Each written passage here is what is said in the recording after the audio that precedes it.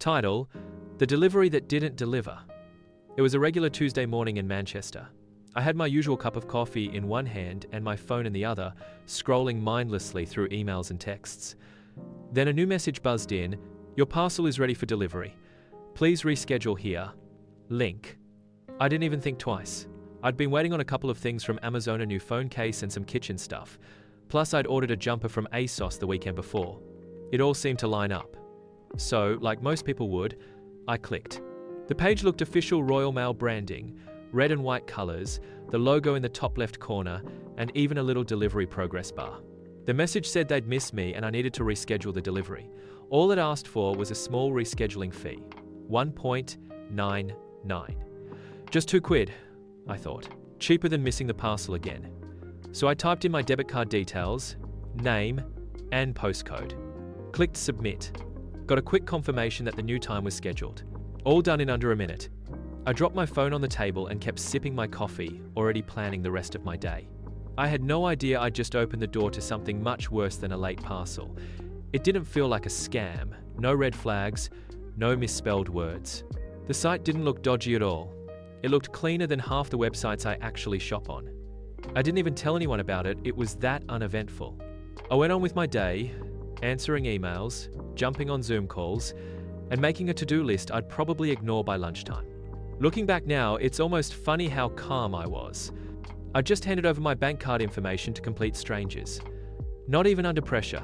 Not in a moment of panic. Just casually. Like it was the most normal thing in the world. But what I didn't know then was that I'd just let a scam into my life, and it was about to start draining my account, one quiet little transaction at a time. And all because of one little text on a Tuesday morning. It was around 2 p.m. when my phone buzzed again. Was this transaction of £200 and 45.88 made by you? It was a message from my bank. I blinked at the screen. £200 and 45.88. Where? When? I hadn't bought anything. Not today. I opened my banking app. My stomach dropped. 3 transactions saw made within the past hour. One for $29.95 to a mobile top-up service I'd never heard of. Another for $136.48 to an online electronics shop. And the last one, the biggest $245.88, listed under something called Quick Gadget Europe. I froze. The reschedule fee, the Royal Mail page, that was it. That's where they got me. I hadn't just paid $1.99 to move a parcel, I'd handed my card details to scammers. Panic set in fast. I called my bank immediately. Thankfully, I got through quickly. A calm voice answered. "Hello, this is Nationwide Fraud Prevention. How can I help?" I stumbled over my words. "There's been fraud on my account. I didn't make these payments. They're not mine." The woman on the line didn't sound surprised. In fact, she sighed. "We've seen a lot of these lately," she said. "It usually starts with a small charge, £1 or £2. They use that to test if the card is active. If it works, they go big." I sat there in silence for a second, heart thudding in my ears. "How much is gone?" I asked quietly. She paused. "So far, it looks like £400.31. That's when I felt it, that sinking feeling, the kind where you know something has changed and you can't go back. "We'll cancel your card now," she said, "and we'll begin the refund investigation. But just a heads up, it may take up to 10 working days. Your direct debits might bounce in the meantime, so you'll want to check those." She was polite, helpful even, but there was nothing comforting in her tone. This was routine for her. Just another day, another scam. Meanwhile, for me, everything stopped. I hung up and just stared at the wall for a while. I thought about my rent payment due in 4 days, my gym membership, my Spotify subscription, my electric bill, all of them set up on that card. All of them now frozen.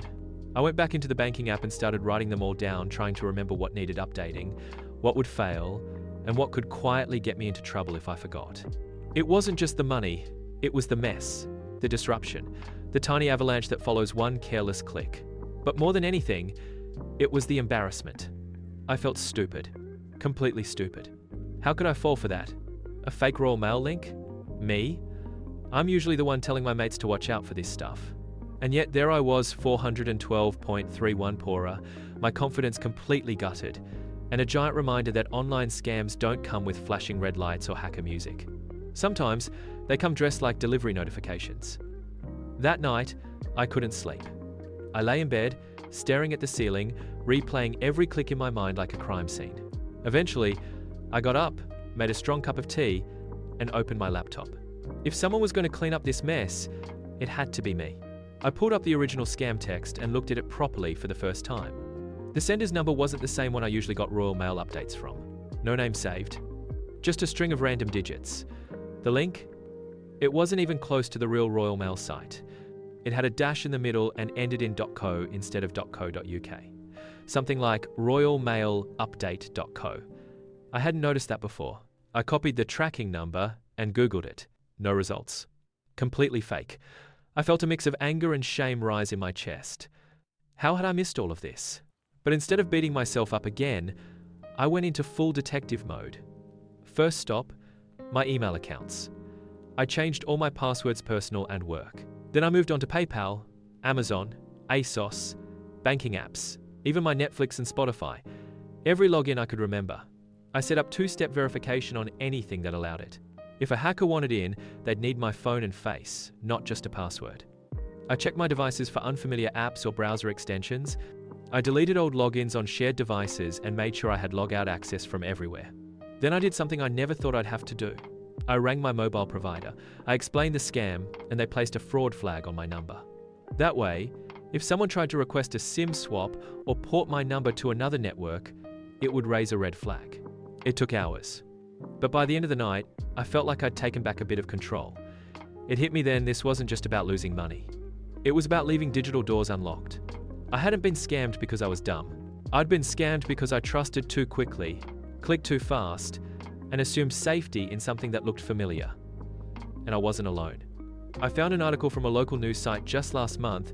Someone else in Manchester lost nearly £900 to the same Royal Mail scam. That gave me a strange sort of comfort. This isn't a stupidity problem, it's a speed problem. A trust problem, a don't read the small print problem. The scammers weren't clever, they were convincing, and I had given them exactly what they needed. My attention for just long enough. As I shut my laptop, it felt like I'd finally drawn a digital line in the sand. I wasn't invincible, but I was no longer ignorant. I had fingerprints all over my digital life passwords, accounts, habits, payment links, and now I was finally paying attention to every single one. Now, I don't click anything unless I'm expecting it. Not emails, not texts, not even if it says URgent delivery notice in all caps with flashy red emojis. Back then, I thought I was being efficient. Today, I know I was being careless.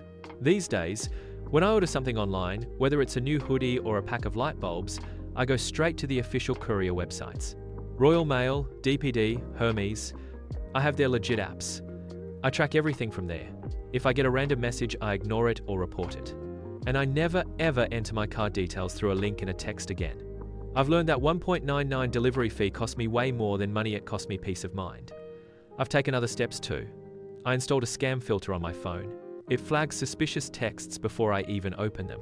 I also signed up for scam alerts from the National Cybersecurity Center, NCSC, and I now forward scam text to 7,726, a free service that helps block fake numbers. But here's the thing.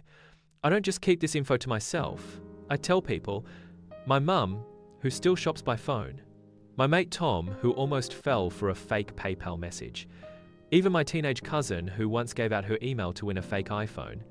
Because this stuff doesn't just happen to gullible people, it happens to tired people, busy people, smart people having a distracted moment like me.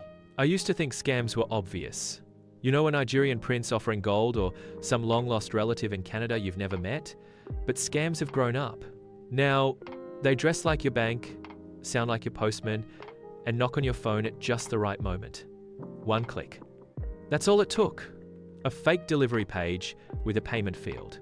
£2 down, and my details in the hands of cyber thieves. I was lucky. My bank caught it before too much damage was done, but it shook me. It made me rethink how casually I handed out trust and card details online. So now, my rule is simple. If I didn't ask for it, I don't trust it. If it looks too real to question, it's worth questioning even more. I still get scam messages now and then, but the difference? Now I see them coming. Scams don't always wear warning signs. They don't all come with bad grammar or wild promises of free money. Sometimes they wear the Royal Mail logo. Sometimes they come at 9:23 a.m. on a Tuesday morning when you've just made your coffee and your brain's still warming up. That's what I learned. See, I used to think I'd never fall for something like that. I worked in a tech office, knew my way around apps, and wasn't some clueless granddad who'd click anything with a blue button. But here's the truth. Scams don't rely on stupidity. They rely on speed, on assumption, on trusting your habits more than your gut. And that's what got me. I saw your parcel is ready, and without stopping to ask, which parcel, from where, why 1.99? I clicked, entered my details, moved on with my day. That one tiny moment of distraction nearly emptied my bank account. So now, I live by this simple rule. If a text or email asks for money, login details, or card numbers, pause. Check the official site. Open the real app. Or better yet, don't click at all. Even if it's just 1.99, even if it looks real. Especially if it looks real, because no delivery is worth your rent, your groceries, or your peace of mind. Now, I triple check before I click anything. And I remind the people I care about, friends, family, colleguesto, do the same. Because if it happened to me, it can happen to anyone. Moral: stay curious, stay careful, stay one step ahead of the scammers. Follow for more. Want more real-life scam lessons and digital safety tips? Follow for more cautionary tales. Subscribe for protection. Subscribe to learn how to protect yourself online before that delivery text delivers disaster.